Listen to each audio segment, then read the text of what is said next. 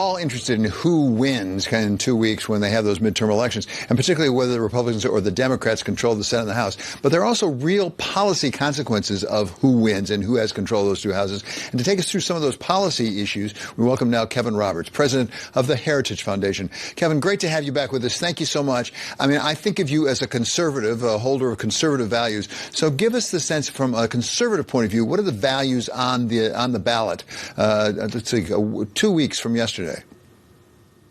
Thanks, David, for having me back. Love your show, and I appreciate the compliment. The Heritage Foundation sees our work as being the outpost for the everyday American. And so as a leading conservative organization in this country, not really worried about partisanship, we're looking at the midterms, both the results in the House and in the Senate, from the standpoint of what the everyday American is worried about. And it's a set of three things, David.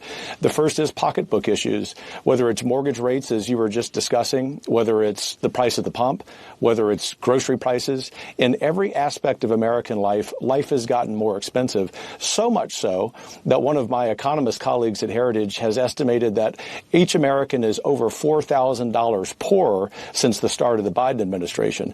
But you couple that with some other worries, and it's two in particular that have to do with our security.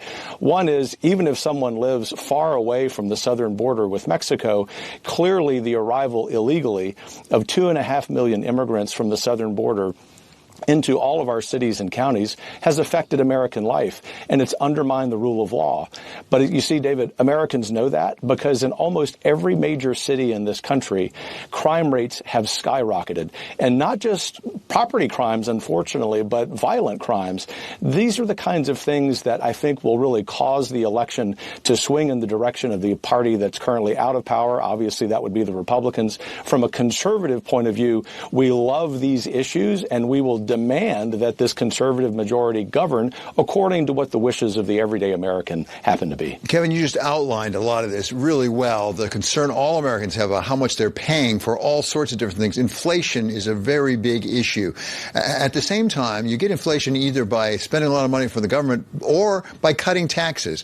Where are you? Where are conservatives on the question of taxes? Because too often I hear from Republicans, well, we want to cut taxes as a way to cut inflation. I'm not aware that that works economically. Well, history shows that when you do both, that is, cut spending and cut taxes, that you probably can increase productivity.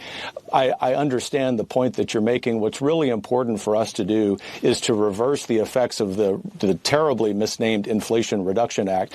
I think Americans across the political spectrum understand that egregious overspending by the federal government, frankly, that goes back to the last administration. This is both a Republican and a Democrat problem, has to stop. We've got to get spending under control and then have, very much to your very good point, David, a good conversation about what tax policy looks like. We know at Heritage from the research that we have done over the decades that when you have lower spending and you have very responsible targeted tax cuts, especially for those who are running small businesses, for Americans right now who are struggling to make ends meet, the entire country benefits. We are not, to sum up here and to draw a bright red line, we are not in favor of tax cuts for those big corporations that, frankly, are more important, are more concerned about being multinational corporations than they are being focused on the interests of the everyday American.